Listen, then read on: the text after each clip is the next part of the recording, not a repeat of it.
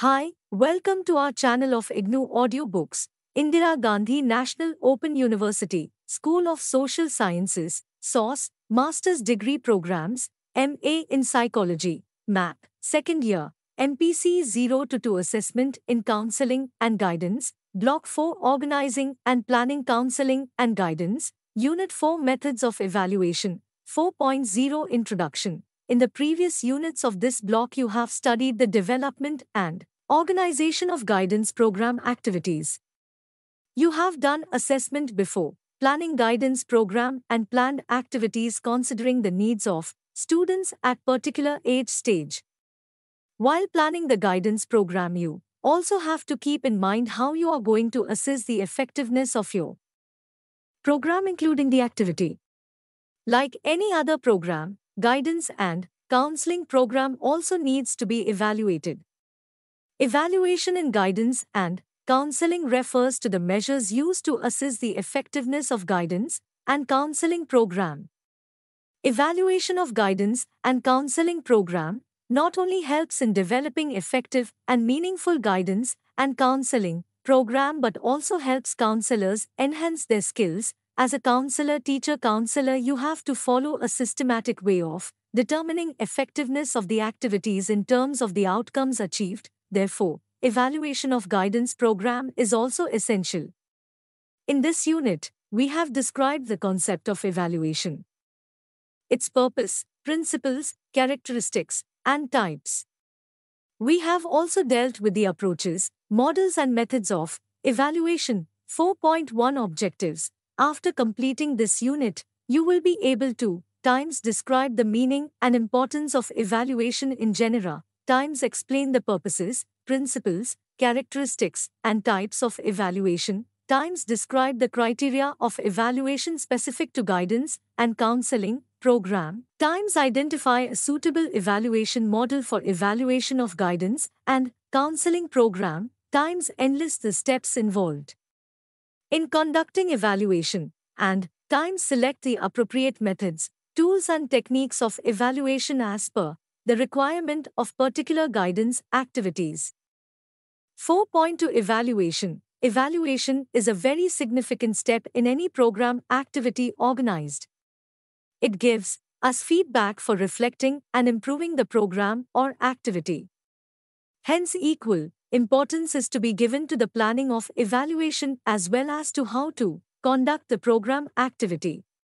Here we'll be describing the meaning, purpose, principles, characteristics, types, and requirements of an effective evaluation in the coming sections. 4.2.1 Meaning of evaluation. In simple terms, evaluation means measuring the effectiveness of any program, activity, performance, in terms of its predetermined goals or objectives.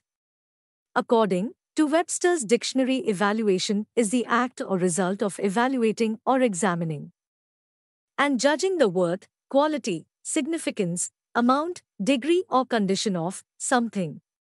Evaluation is done with a view to correcting, improving, changing, rating or pricing.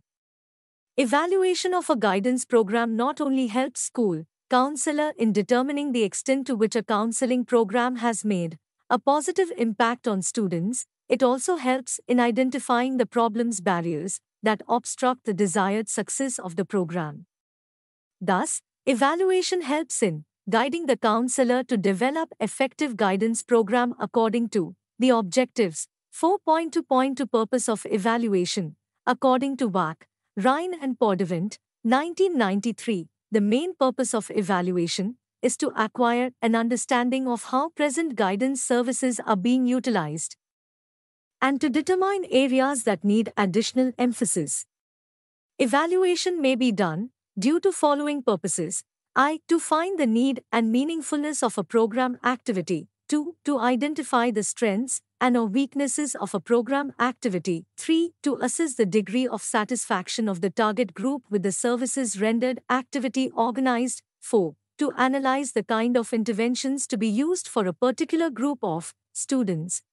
To observe the progress of desired change to be brought in students with the help of guidance and counseling program. 6. To set a baseline for remedial actions and to improve subsequent efforts. 7. To assist school administration counselor teacher to assist proper use of facilities, budget and other resources. Thus, evaluation is done to determine the value of various activities and the resources used in order to make decisions about the program for the future. 4.2.3 Principles of evaluation. Evaluation of any program activities is based on certain principles.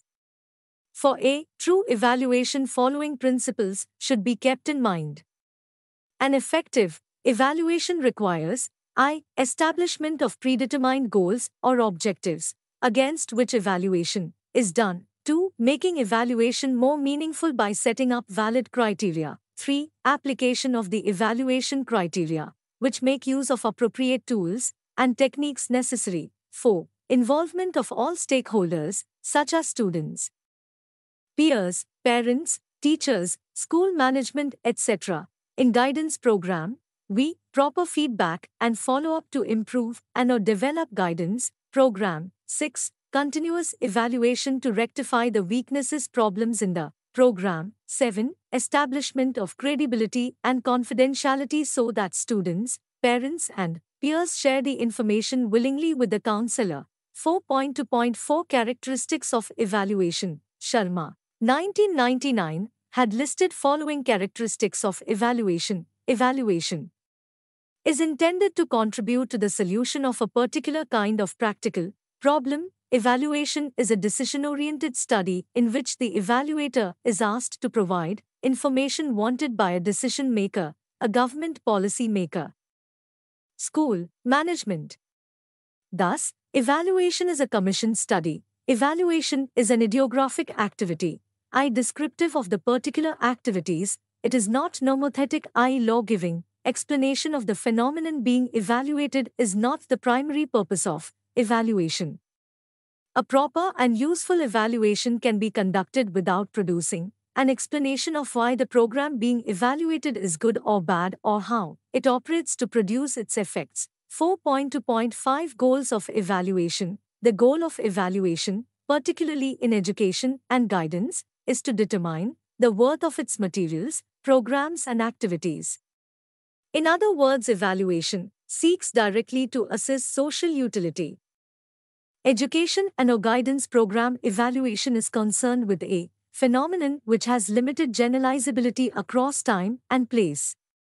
It has to be done considering specific objectives of the program and the target group for which the program is planned. Value questions are the sine qua non in evaluation and usually determine what information is sought.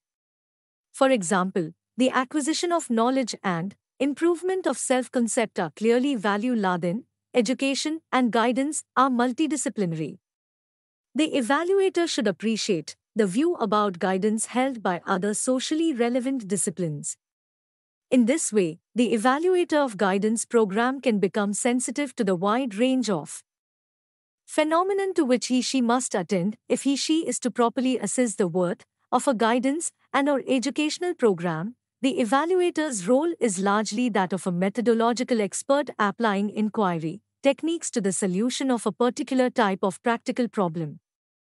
Consequently, the evaluator should have sound knowledge of statistical analysis techniques, measurement and psychometrics, and methods of evaluation. 4.2.6 Types of evaluation. Evaluation can be formative, summative or diagnostic based on what one wants to achieve. Formative evaluation. Formative evaluation is done during the program activity before its completion. It is conducted more than once depending upon the length of activity. Formative evaluation is quite helpful in the early stage of development of a program as it helps in improving the program. 2. Summative evaluation. As the name indicates, it is done at the end completion of the program activity. It is helpful in knowing the effectiveness of the whole program. In this case, the counselor comes to know about the worth of program at the end of the program. 3. Diagnostic evaluation. Diagnostic evaluation is done at any time in the program to pinpoint anything wrong in the program. This helps the counselor in correcting the problems immediately, thereby improving the program activity. Above three types of evaluation are essential and should be kept in mind while planning and developing school guidance and counseling program. 4.2.7 The essential requirements for effective evaluation. The essential requirements for an effective evaluation of guidance and counseling program are mentioned below. Goals and objectives of the guidance program should be well stated and defined. Times the objectives should be observable and measurable. Times the method of evaluation should be valid.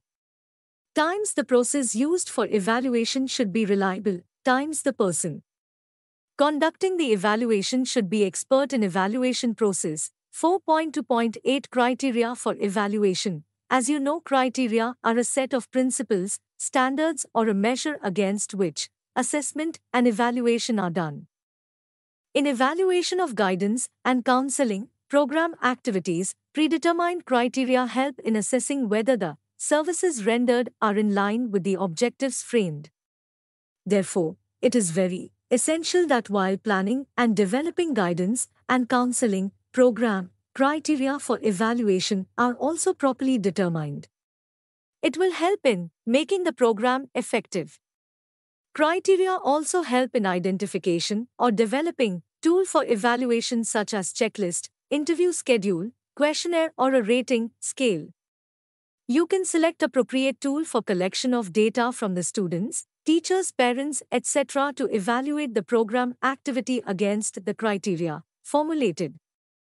The obtained data are to be analyzed and interpreted against the realization of goals of the guidance and counseling program activities. Sometimes the criteria set for the goal are directly observable and measurable. For example, the problem of underachievers in class 11. Here the goal of guidance and counseling program is to enhance achievement of students. It can be easily observed in terms of their increased attendance in classroom, their achievement score, grade, their attitude towards studies and teacher etc. The academic achievement can also be measured using standardized tests or teacher-made tests. This kind of evaluation is easy to do.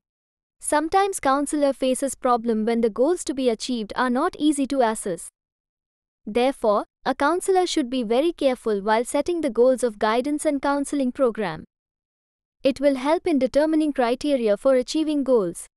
As a counselor, you should set such criteria which can easily be measured. You should also know that the criteria are different for measuring achievement of different goals. 4.3 Evaluation of Guidance and Counseling Program. In the Comprehensive School Guidance and Counseling Program, evaluation is an important component. Unless we evaluate the different components of the program, we'll not be in a position to comment on the effectiveness of the program. Hence, you should have a thorough understanding of the procedure of evaluation.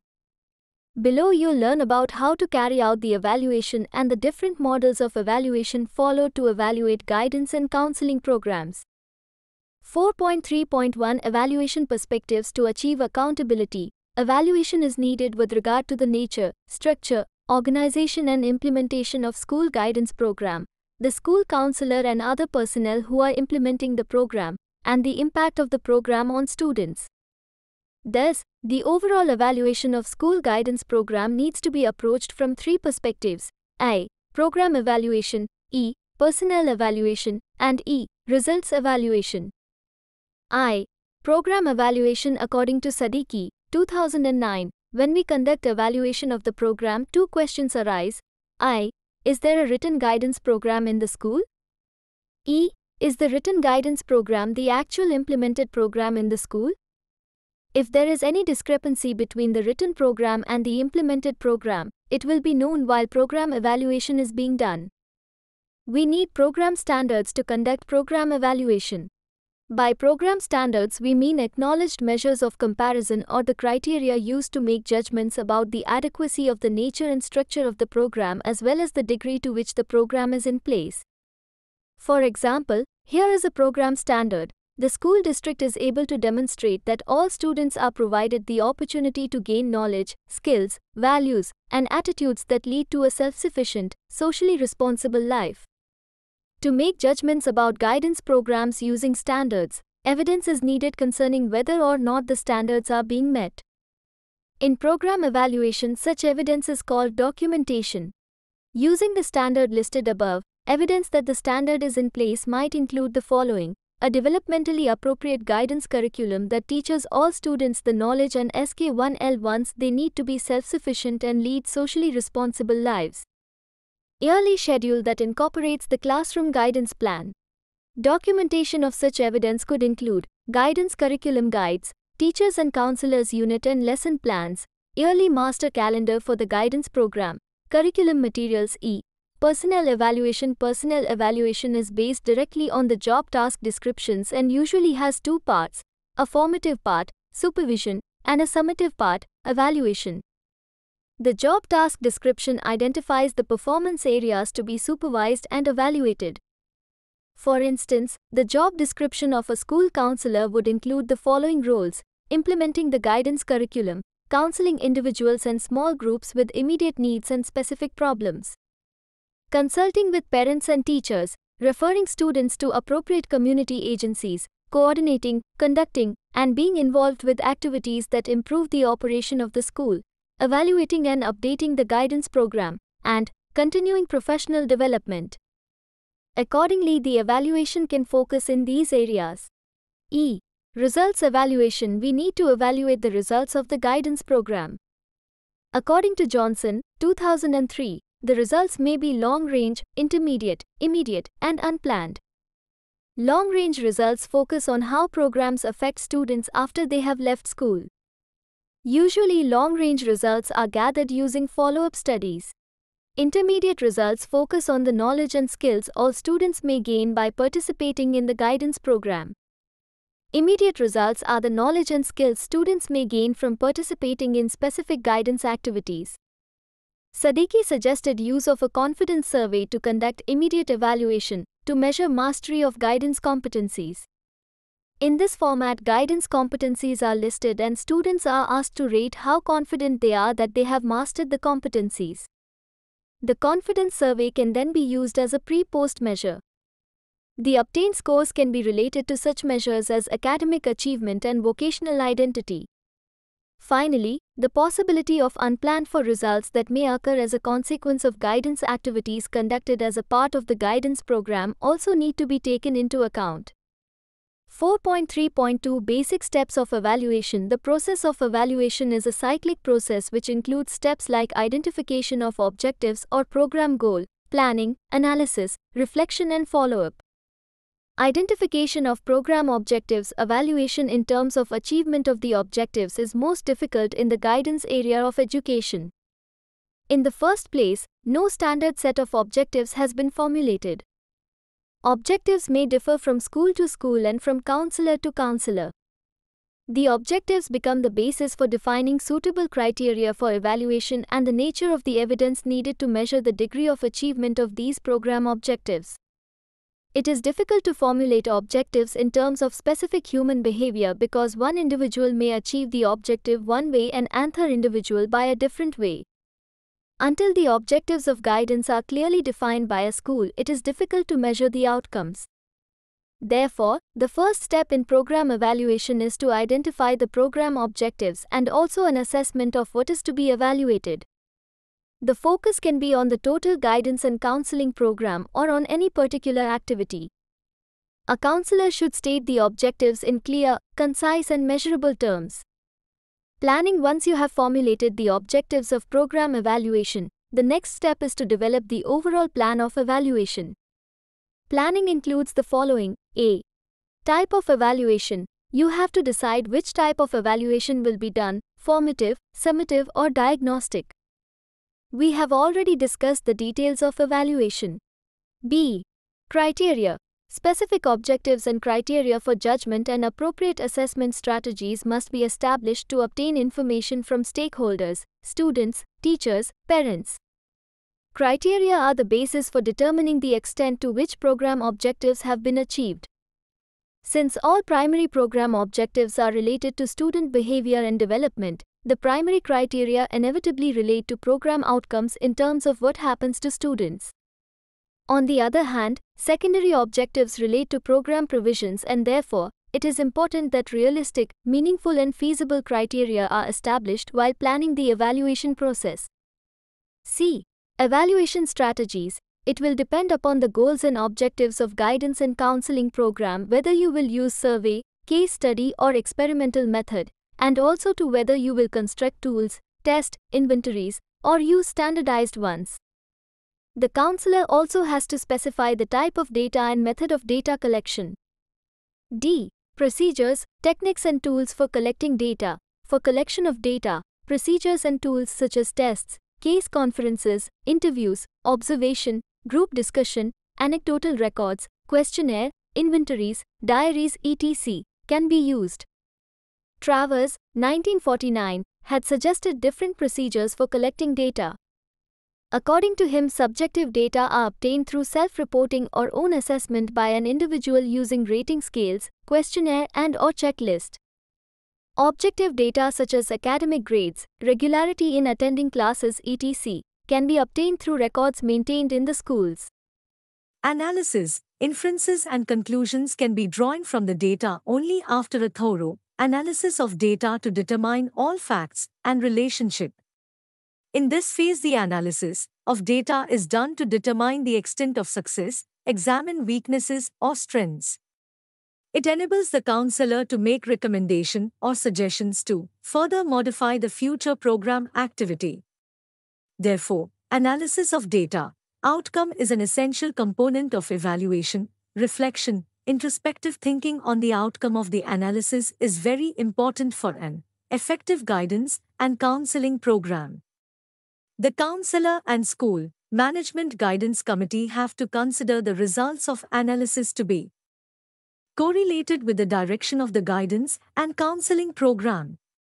This will provide way for further follow-up and would also help in improvement of the program in future follow-up based upon the data analysis and reflection on outcomes of the program. This stage of evaluation process deals with the actual implementation of the modified guidance and counseling program.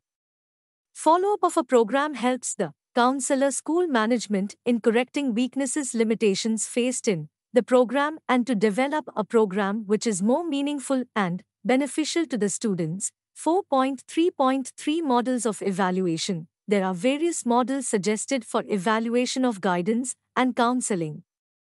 Programs such as Goal Attainment Scaling Model, Glycine, 1978, 2. Discrepancy Evaluation Model, Pine, 1975, 3. Accountability Bridge Model, Astramovich, Cocker and Hoskins, 2007. Here we'll describe the Accountability Bridge Model. 4.3.4 Accountability Bridge Model. This model of evaluation was developed by Astramovich, Cocker and Hoskins in 2007.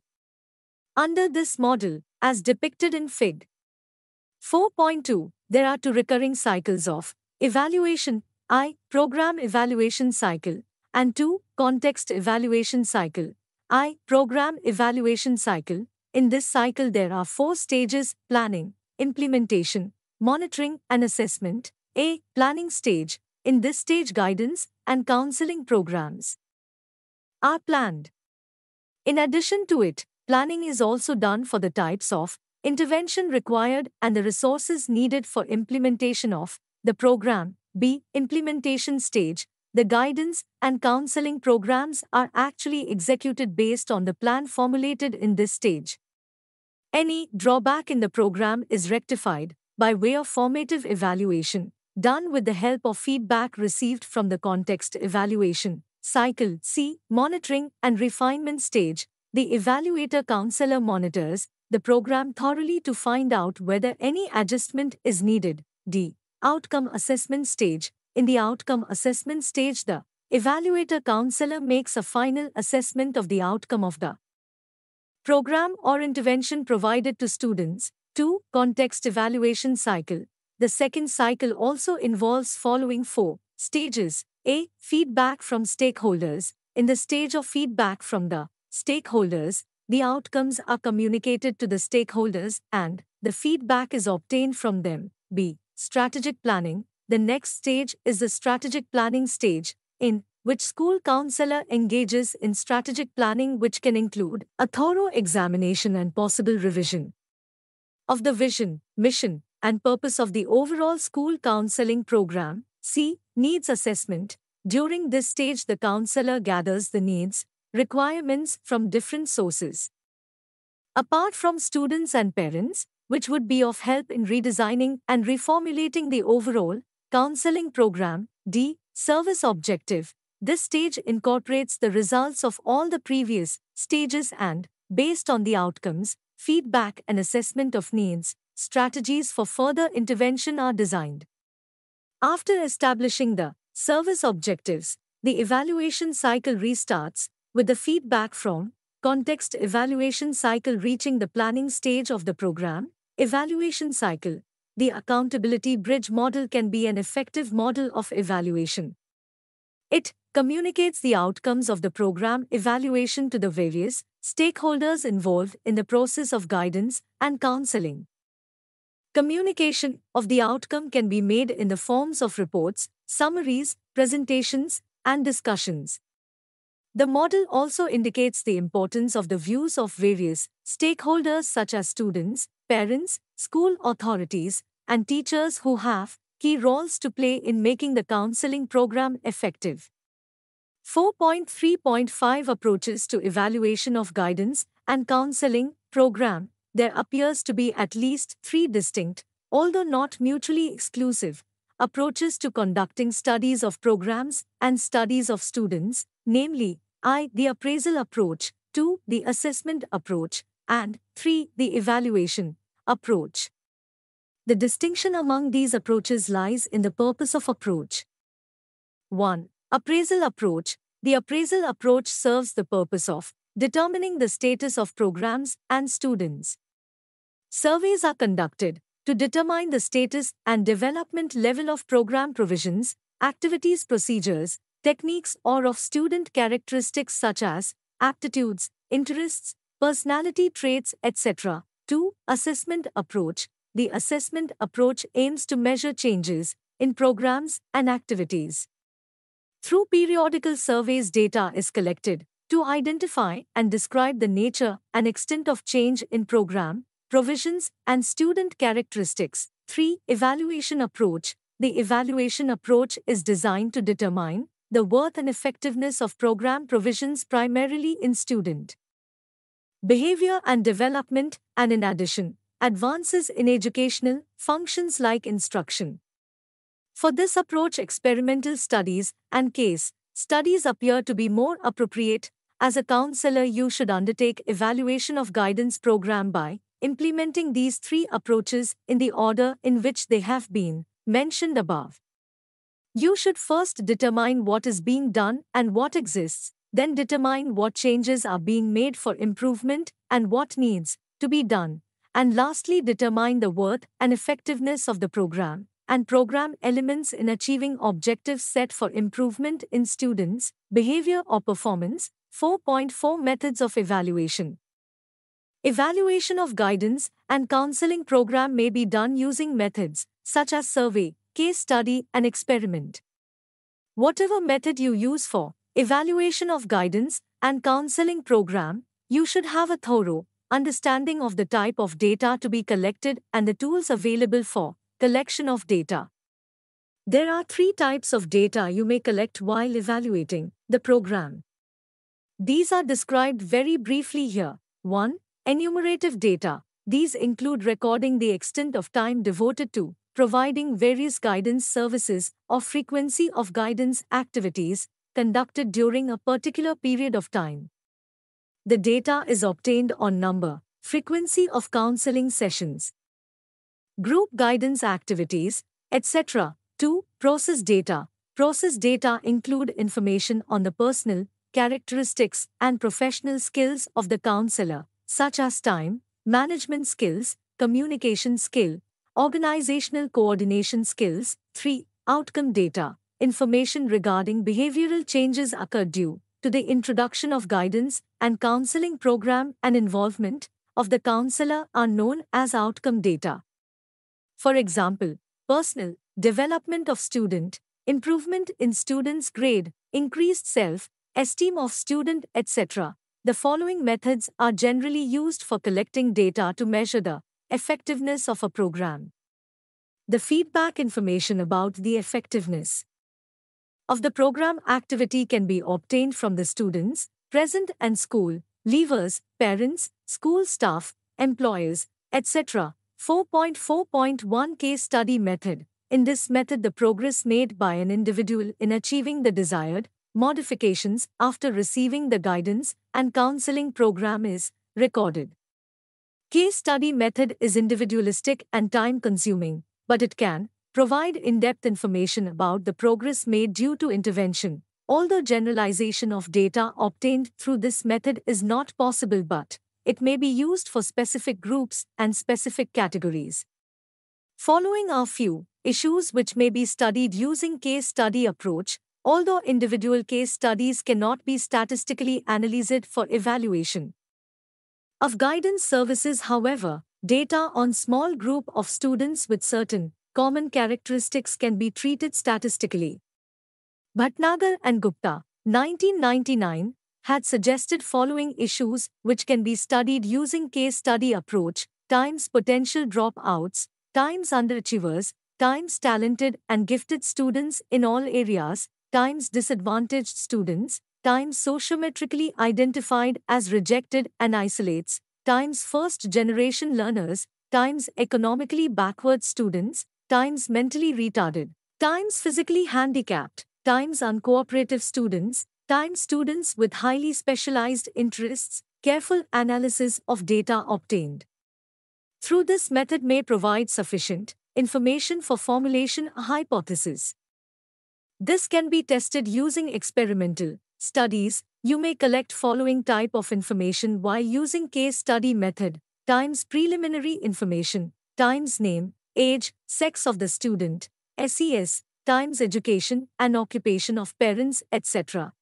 Past history, birth order of the child, individual development after birth in terms of physical, intellectual, social, emotional development, relationship with parents, siblings and friends. 2. Present status development, record of curricular achievement, participation in co-curricular activities. 3. Home and school environment, personal characteristics and attributes such as abilities, aptitudes, interests, attitudes, achievement level, personality, characteristics, etc. Above data help the counselor to make evaluation against the background information and the present status, condition of an individual. This facilitates evaluation of guidance and counseling program and help in understanding the students in the context of the past. 4.4.2 Survey Method. This method is used in an evaluation study when data are required to be obtained from a large group of stakeholders such as students, parents, teachers, etc., receiving any group guidance or counseling program. Through this method, you can collect data about the perception of students, teachers, parents and others about the guidance and counseling program using questionnaire, rating scale, interview schedule. Survey method is used most widely in evaluation of guidance and counseling program activity because it is flexible and conducted on the total target group or on the representative sample of it. Following are major steps required to conduct survey. Identify the objectives of evaluation of guidance and counseling program. Form a guidance committee to help counselor to obtain data from the stakeholders. Identify the sample size and population. Select the tool. Administer the tools and obtain data. Compile and analyze the data. Generalize the data. Formulate recommendations. Although you can obtain data from a large number of persons using this method, however, it is difficult to ensure reliability of data as true sample is difficult to obtain. Some of the drawbacks of survey method are subjectivity in responses, tendency of students to give socially desirable responses, selection of true sample, etc. This method lacks experimental validation and it is difficult to establish the causal relationship. Survey method is comparatively time-consuming and expensive. 4.4.3 Experimental Method for Scientific Evaluation of any program or intervention. Experimental method is the most appropriate method to determine the worth and effectiveness of program activities and in improving guidance and counseling program.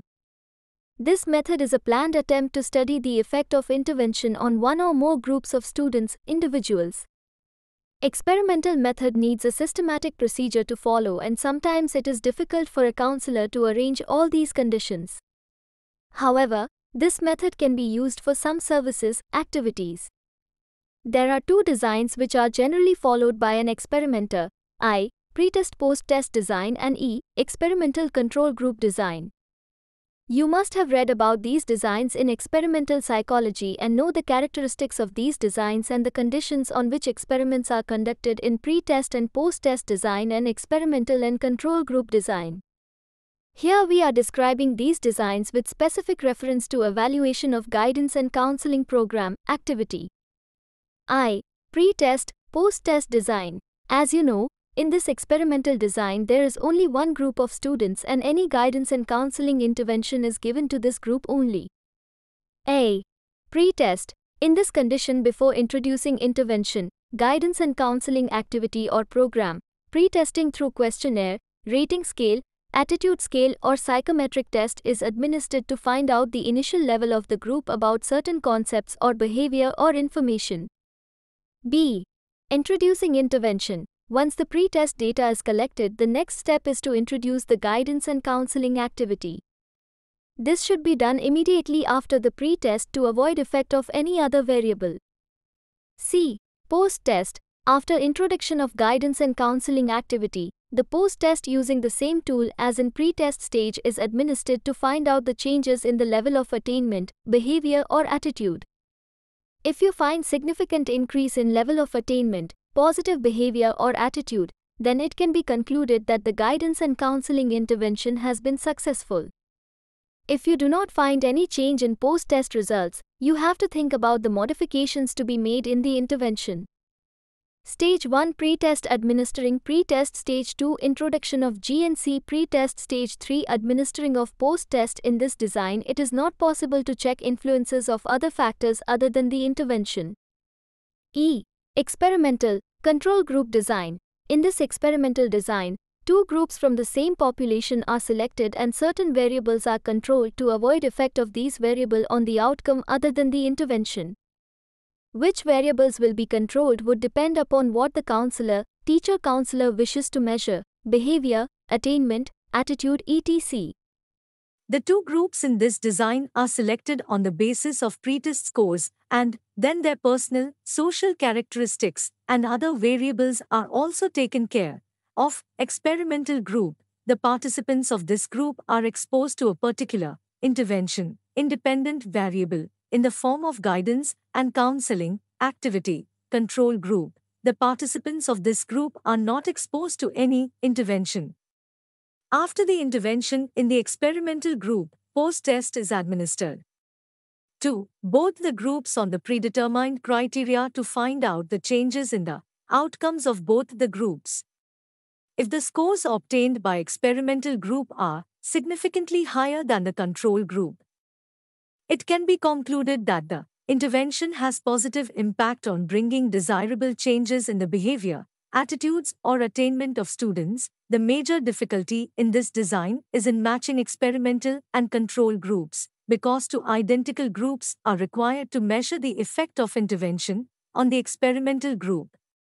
However, matching of groups can be done using random sampling, some other useful tools and techniques for evaluation of guidance programs are checklists, rating scales, questionnaires, interview schedule and observation schedule. Checklists are useful in guidance evaluation. They can be used to obtain several objective evaluations regarding the same points from counselors, teachers, parents as well as students.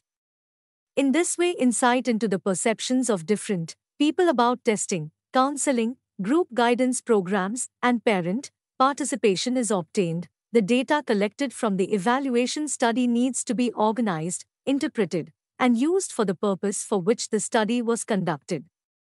Findings are required to be summarized and shared with the staff member, authorities, etc. for utilization. Follow-up of evaluation is also important as to know how far the recommendations made on the basis of evaluation have been implemented and fulfilled. 4.5 Types of studies under evaluation of guidance and counseling program, as you have to evaluate guidance and counseling programs activities. You have to keep following three variables which are important for such studies: sex, scholastic aptitude, and/or scholastic achievement. For such studies, you have to collect data under the following heads to study the effect of guidance and counseling programs activities as suggested by Sharma, 1999, times number of boys and girls enrolled by grades, ability and/or achievement groups, times percent of boy and girl dropouts by grades, ability and/or achievement group, times post-secondary school plans by class X students by sex, ability and/or achievement groups, times number of secondary school leavers who entered senior secondary school, education and colleges. Statewide studies of students can be conducted on representative samples of student population on issues like early school leavers, underachievement, factors which influence student behaviors and development, relationship between guidance objectives and A. Qualifications and competencies of guidance personnel, B. Organization of guidance services, C. Counselor-student ratio, D. Procedures employed in counseling interviews, E. Influence of community involvement, F. Influence of school state policy and provision. 4.5.1 Studies of students based on a sample of student population. The school, district, and state may determine issues for comprehensive research according to their needs. However, some important issues are listed below. 1. Studies of early school leavers with particular attention to reasons for drop out and characteristics of dropouts which can be used to identify potential dropouts. 2. Studies of student achievement in secondary school and senior secondary school with controls on such variables as aptitudes, abilities, interests, and other characteristics on which data are available and can be easily obtained. 3. Studies of factors which influence student behavior and development, like the following: I. Socioeconomic factors. 2. Parental involvement and influence on educational and career choices. 3. Influences of peers and teachers. 4. Motivation, particularly as it relates to school achievement, educational, and career choices. 4. Studies of relationship between guidance objectives and such factors as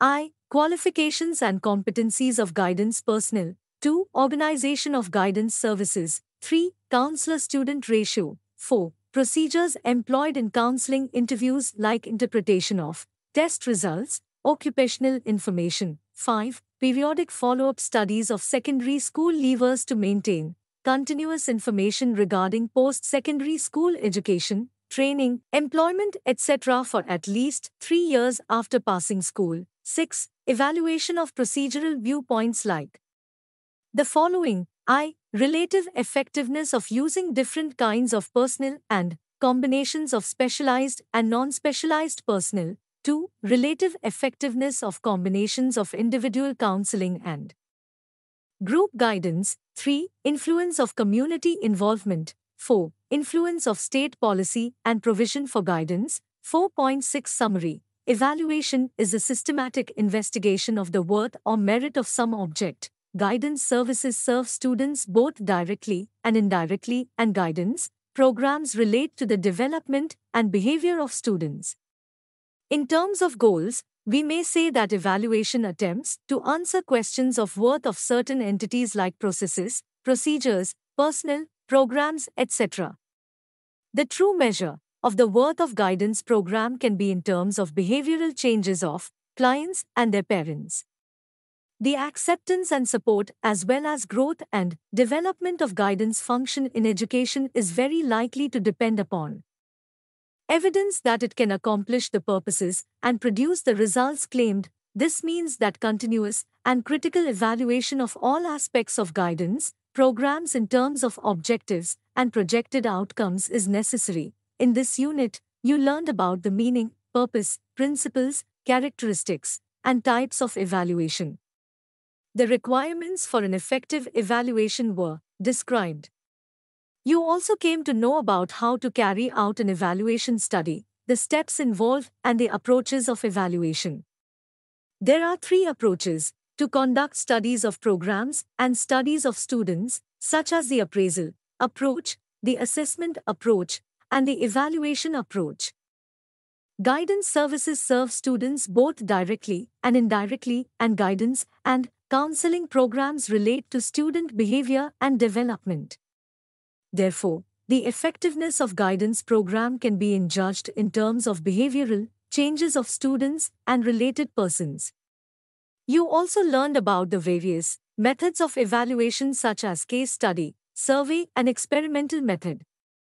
The choice of the method will depend on the objective and criteria of evaluation. Thank you. Subscribe to our channel for more updates, and we will see you with the next chapter.